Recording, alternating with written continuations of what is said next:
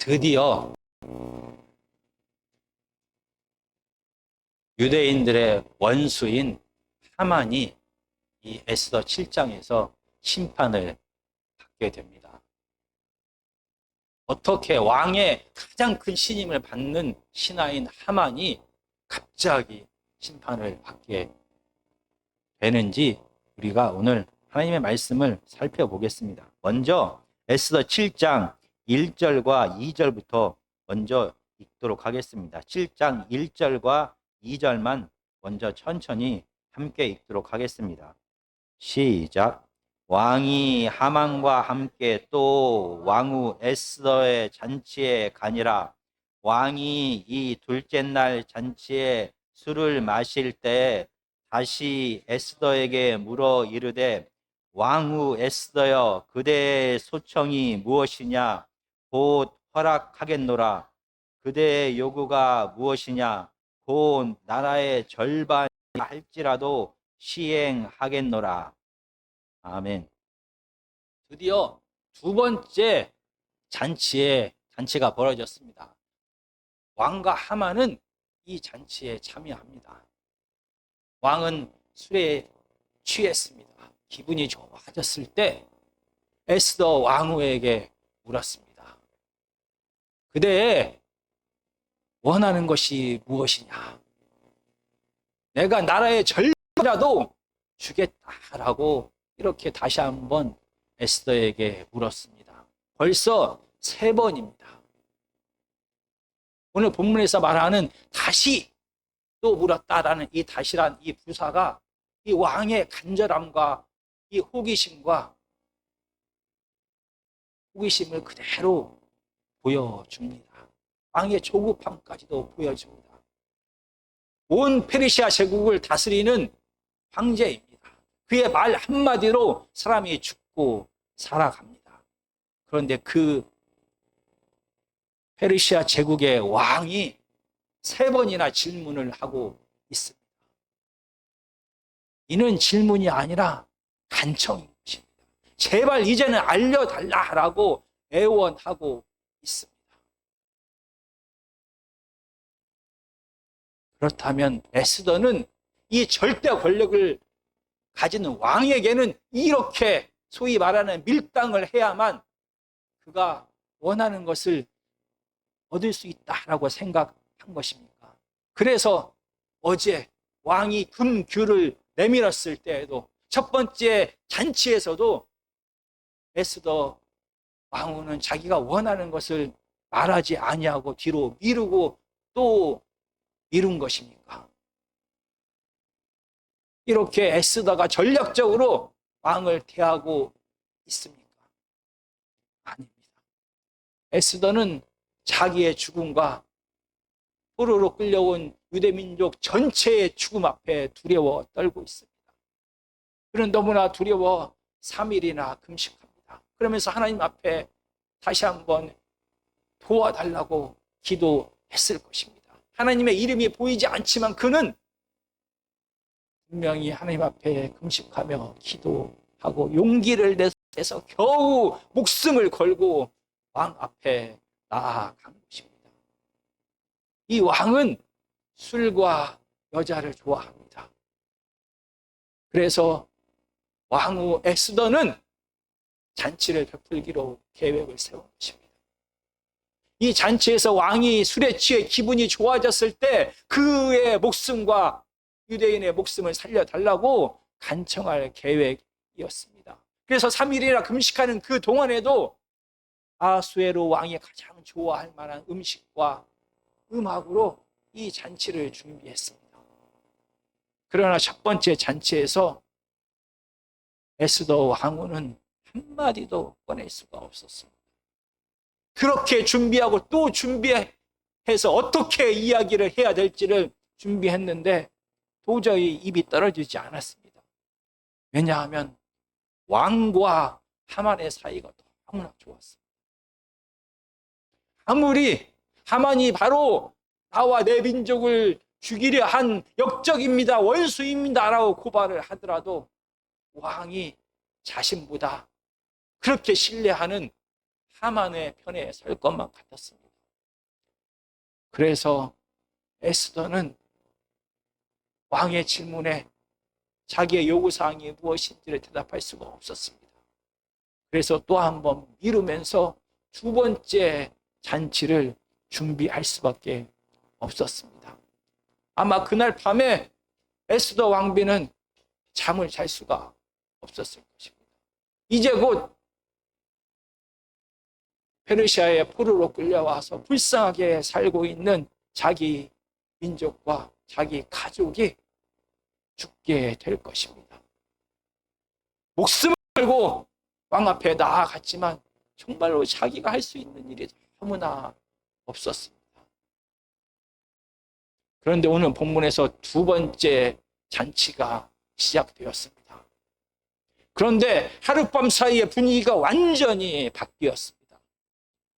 하만을 바라보는 왕의 시선이 따갑습니다. 하만은 감히 왕을 쳐다볼 수도 없습니다. 에스더가 아침에 내식을 통하여 들었던 이 밤 사이에 일어났던 놀라운 그 이야기가, 그 사건이 진짜였구나라고 생각하게 됩니다. 어젯밤에 왕후 에스더만 잠을 못 잔 것이 아닙니다. 우연히 왕도 잠을 잘 수가 없었습니다. 하필이면 어젯밤입니다. 그리고 하필이면 어젯밤에 왕은 서기관을 통하여 잠을 청하기 위하여 왕궁 일기를 읽도록 했습니다. 우연히 서기관은 5년 전에 왕의 내시들이 왕을 죽이려고 반역한 사건과 그 사건을, 이 반역을 유대인 모르드게가 막았다는 사실을 우연히 알게 됩니다. 그리고 누군가의 실수로 우연히 이 충성에 대하여 아무런 보상이 주어지지 않았다라는 것을 왕은 알게 됩니다. 그리고 왕은 이 보상을 하기 위하여 누군가 상의하기 위하여 아침에 신하를 찾았는데 마침 하만이 그 앞에 서 있습니다. 하만은 이 보상이 자기에게 주어질 것이라 확신하고 왕이 보상을 주려거든 왕처럼 높여 주시옵소서라는 요구를 하게 됩니다. 유대인 모르드게는 5년 동안이나 자신의 충성에 대한 아무런 보답이 없음에도 불구하고 여전히 성문에서 왕 앞에 충성하고 있습니다. 그러나 겉으로는 충성하는 이 하만이 그 마음속에, 이 감춰진 마음속에 왕이 되고 싶은 욕망이 가득했다라는 것을 우연히 왕은 잠 못 드는 밤에 알게 된 것입니다. 그렇게 깨어질 것 같지 않았던 왕과 하만과의 신뢰 관계가 금이 가기 시작했습니다.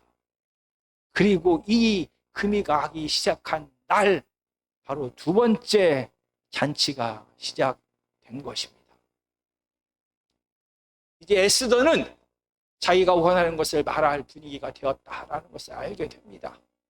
그래서 왕 앞에 이렇게 이야기합니다. 7장 3절과 4절입니다. 왕후 에스더가 대답하여 이르되 왕이여, 내가 만일 왕의 목전에서 은혜를 입었으며 왕이 좋게 여기시면 내 소청대로 내 생명을 내게 주시고 내 요구대로 내 민족을 내게 주소서. 나와 내 민족이 팔려서 죽임과 도륙과 진멸함을 당하게 되었나이다. 만일 우리가 노비로 팔렸더라면 내가 잠잠하였으리이다. 그래도 대적이 왕의 손해를 보충하지 못하였으리이다 하니. 왕후 에스더는 왕에게 말합니다. 나와 내 민족을 살려주십시오. 나와 내 민족이 팔렸다라고 고백합니다. 이 팔렸다라는 동사는 수동태로서 누군가가 계약을 통해서 에스더와 유대 민족을 팔았다라는 뜻입니다. 거기에 멈추지 아니하고 이렇게 팔아버린 이유가 이 에스더와 유대 민족 전체를 죽이고 이 땅에서 완전히 사라지게 하기 위해서라는 것입니다. 에스더가 사용한 죽임과 도륙함과 진멸함, 이 단어는 에스더 3장 13절에 나오는 조서에서 사용된 그 단어를 그대로 사용합니다. 이에 그 조서를 역졸에게 맡겨 왕의 각 지방에 보내니 12째 달 곧 아달월 13일 하루 동안에 모든 유대인을 젊은이, 늙은이, 어린이, 여인들을 막론하고 죽이고 돌육하고 진멸하고 또 그 재산을 탈취하라 하여. 바로 하만이 수상궁의 1년 세입과 비슷한 은 10,000달란트를 왕에게 바치면서 왕의 인장을, 왕의 도장을 대신 받아서 만든 조서입니다. 모르드게를 포함한 그의 유대민족 전체를 다 이 페르시아 제국에서 완전히 다 죽여버리겠다라는 이 조서를 왕이 모르드게에게 인장을, 도장을 주어서 만들었습니다. 그러나 이 조서에 쓰인 이 단어를 그대로 사용했음에도 불구하고 왕은 이 조서가 어떤 조서인지에 대하여 전혀 알지 못합니다. 왕은 하만을 너무나 신뢰했습니다. 그래서 그가 만드는 조서가 무슨 내용인지도 확인도 하지 아니하고 도장을 주었습니다.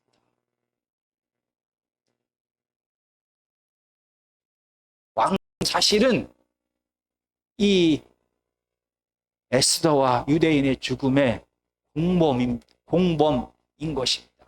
같은 책임을 가지고 있는 것입니다. 그래서 에스더는 왕 앞에 겸손하게 간구하고 있습니다. 왕의 마음이 상하지 않도록 이렇게 말합니다. 만약 우리가 노예로 팔렸다라고 하면 왕에게 손해가 되기 때문에, 왜냐하면 노예된 이스라엘 백성을 다시 복귀시키려면, 복원하려면 그 10,000달란트를 다시 주어야, 대적에게 주어야 하는 것입니다. 그래서 우리가 왕에게 손해가 된다면 그냥 노예로 살았을 것입니다. 그러나 우리는 노예에 멈추지 않고 죽게 되었습니다. 왕이여 우리를 살려주십시오 라고 간청합니다. 이런 에스더의 간절하고 겸손한 간청에 대하여 왕이 반응하기 시작합니다. 왕은 자신이 공범이라는 것조차도 잊어버리고 알지 못하고 왕후를 죽이려고 하는 자는 왕에 대한 대적이다라고 생각하고 왕에 대한 반역이다라고 생각을 합니다. 그래서 과연 이 반역자가 누구인지를 찾아서 심판하기를 원했습니다. 이렇게 말합니다. 7장 5절입니다. 아하수에르 왕이 왕후 에스더에게 말하여 이르기를 감히 이런 일을 심중에 품은 자가 누구며 그가 어디 있느냐 하니 에스더가 이르되 대적과 원수는 이 악한 하만이니이다 하니 하만이 왕후 앞에서 두려워하거늘. 에스더는 나와 우리 민족을 죽이려고 한 이 원수, 이 대적이 바로 이 하만입니다. 비장한 표정으로 손가락을 가르쳤습니다. 당장이라도 왕후를 죽이려고 한 이 반역자를 죽일 듯이 말했던 이 아하수에로 왕은 그 원수가 하만이라는 말 앞에 잠깐 멈추었습니다. 왜냐하면 비로소 자기가 이 사건의 공범이다라는 것을 왕은 알게 된 것입니다. 왕이 하만을 신뢰하여 조서도 읽지 않고 도장을 주었던 바로 그 사건이 지금 왕후와 그의 민족을 죽게 하고 있는 것입니다. 왕은 잠깐 이 잔치 자리에서 떨어져 잠깐 혼자 있기를 원했습니다. 왜냐하면 왕후를 죽이려 한 이 하만, 자기를 속인 이 하만을 반드시 심판해야 합니다. 그런데 자신의 책임을 묻지 않고 어떻게 하면은 이 하만을 심판할 수가 있습니까? 왕은 이 잔치 자리를 잠깐 벗어납니다. 어젯밤에 첫 번째 잔치가 끝나고 그 밤 사이에 우연의 놀라운 사건이 벌어졌습니다. 마찬가지로 이 왕이 잠깐 이 잔치 자리를 비운 이 사이에 정말로 놀라운 일이 벌어집니다. 7장 7절과 8절입니다. 왕이 노하여 일어나 잔치 자리를 떠나 왕궁 후원으로 들어가니라. 하만이 일어서서 왕후 에스더에게 생명을 구하니 이는 왕이 자기에게 벌을 내리기로 결심한 줄 알미더라. 왕이 후원으로부터 잔치 자리로 돌아오니 하만이 에스더가 앉은 걸상 위에 엎드렸거늘 왕이 이르되 저가 궁중 내 앞에서 왕후를 강간까지 하려고 하는가 하니 이 말이 왕의 입에서 나오매 무리가 하만의 얼굴을 싸더라. 당시 페르시아의 법은 왕의 여인들에 대하여 아무도 그 여인과 혼자 어떤 공간에 머물러서는 안 됩니다. 그리고 모든 사람들이 함께 있는 자리에서도 왕의 부인과 왕의 여인들에게는 7발자국 더 가까이 다가갈 수가 없습니다. 그런데 하만은 너무나 급했습니다. 왕이 자신을 심판할 것을 그 눈빛을 통하여 알게 되었습니다. 그래서 하만은 왕비 에스더에게 다가갑니다. 그의 무릎 앞에 간절히 무릎을 꿇고 살려달라고, 제발 살려달라고 간구하고 있습니다. 바로 이 순간에 왕 아하수에로가 잔치 자리로 돌아옵니다. 아무리 판단력이 없다고 할지라도 지금 이 상황에서 하만이 자기 아내를 강간할 것이라고 판단하는 사람은 아무도 없습니다. 그러나 왕은 이 기회를 잡은 것입니다. 내 책임을 드러내지 아니하고 저 원수 하만을 죽일 수 있는 기회가 생긴 것입니다. 목숨을 구걸하기 위하여 왕비 앞에 엎드린 하만은 페르시아의 법을 어긴 것입니다. 그래서 이 간절한 몸부림이 강간이 아니라는 것을 왕은 잘 알고 있지만 그의 입에서 강간이다라고 선포를 해버립니다. 자기의 책임을 벗어나고 이제 하만을 심판할 수 있는 기회가 생긴 것입니다. 그때 우연히 옆에 있던 내시가 이 심판을 어떻게 해야 될지를 알려줍니다. 7장 9절과 10절입니다. 왕을 모신 내시 중에 하르보나가 왕에게 아뢰되 왕을 위하여 충성된 말로 고발한 모르도게를 갈고자 하여 하만이 높이가 50규비 되는 나무를 준비하였는데 이제 그 나무가 하만의 집에 섰나이다. 왕이 이르되 하만을 그 나무에 달라 하매 모르도게를 매달려고 한 나무에 하만을 다니 왕의 노가 그치니라. 모르도게를 죽이기 위하여 어젯밤에 밤새도록 다뤘던 그 23m나 되는 이 나무 교수대에 오히려 하만은 매달리게 된 것입니다. 정말 놀라운 우연의 연속으로, 놀라운 방법으로 하나님의 정의가 실현되었습니다. 우리가 지금 계속 보고 있는 이 에스더서에는 하나님의 이름이 한 번도 나오지 않습니다. 그 옛날 애굽에서 노예 생활하는 이스라엘을 구원하기 위하여 애굽 땅에 10가지 이 재앙을 내리셨던 하나님입니다. 이스라엘을 구원하기 위하여 홍해를 가르셨고 대신에 그 홍해 속에 애굽 군대를 수장하셨던 하나님이십니다. 그러나 에스더에는 이 놀라운 기적의 사건이 전혀 없습니다. 그러나 하나님의 침묵이 하나님의 부재를 뜻하는 것은 하나님께서는 평범한 사람들의 생각과 감정과 계획과 실행 그 사이를 비집고 들어가서 역사하십니다. 사람이 생각하지도 못하는, 사람이 상상할 수도 없는 그 순간, 그 시간에, 그 공간에서 하나님께서는 사람의 계획과 사람의 감정과 사람의 생각과 이 모든 그 사이를 비집고 역사하셨습니다. 에스더는 너무나 두려워서 잔치를 하루 더 미루게 되었습니다.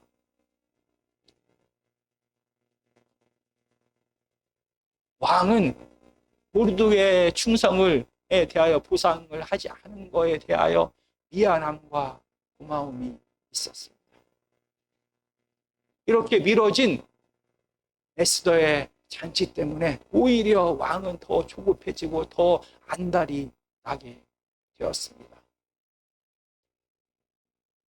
왕은 자신이 왕후의 백성인 유다 민족을 죽이라라는 조서를 만들었다는 것조차도 까먹었습니다. 그의 이런 어리석음과 신하 하만에 대한 신뢰, 그리고 그의 대신에 대한 분노가 가득하게 됩니다.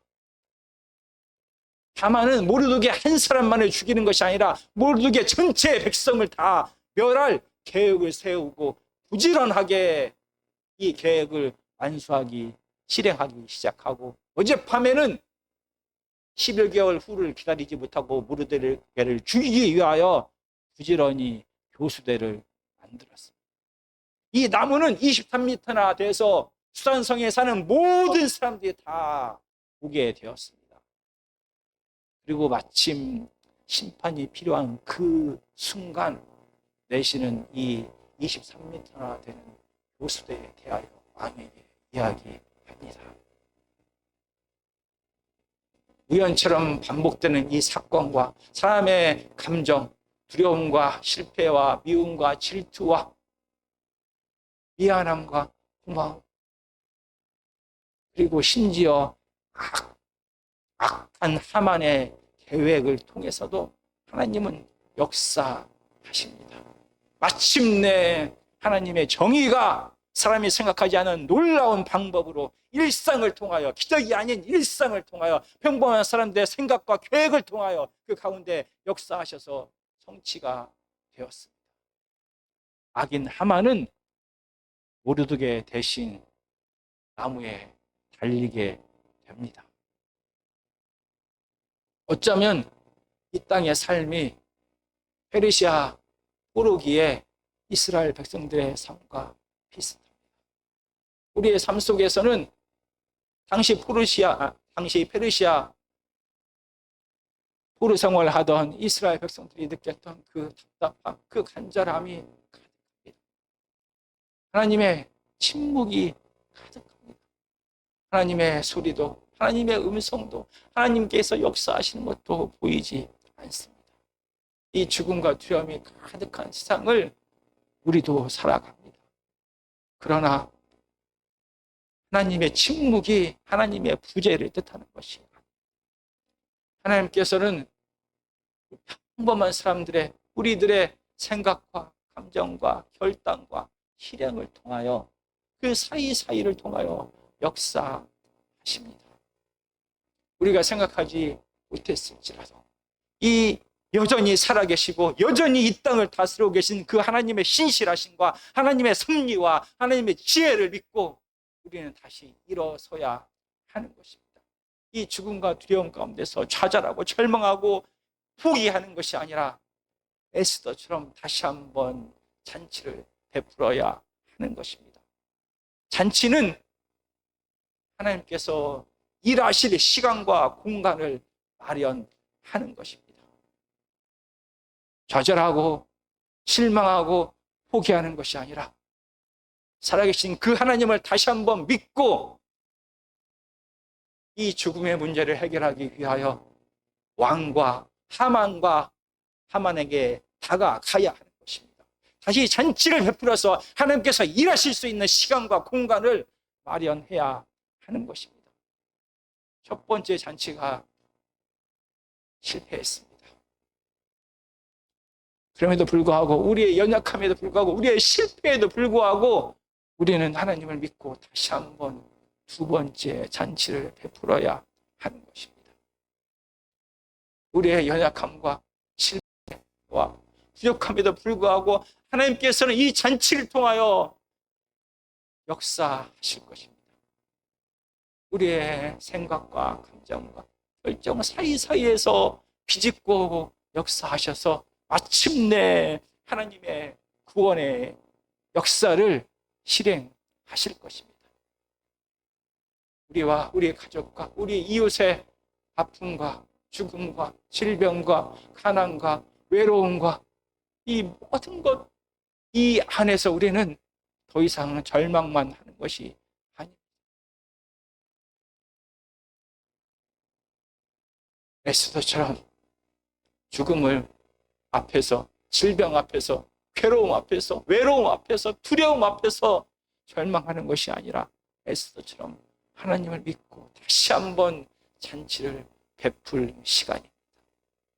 하나님께서는 우리의 평범한 일상의 선택을 통하여, 우리의 평범한 우리의 감정을 통하여, 우리의 생각을 통하여 역사하셔서 마침내 이 죄와 죽음에서 우리를 구원하실 것입니다. 지금은 절망할 때가 아니라 다시 잔치를 베풀어야 할 때입니다.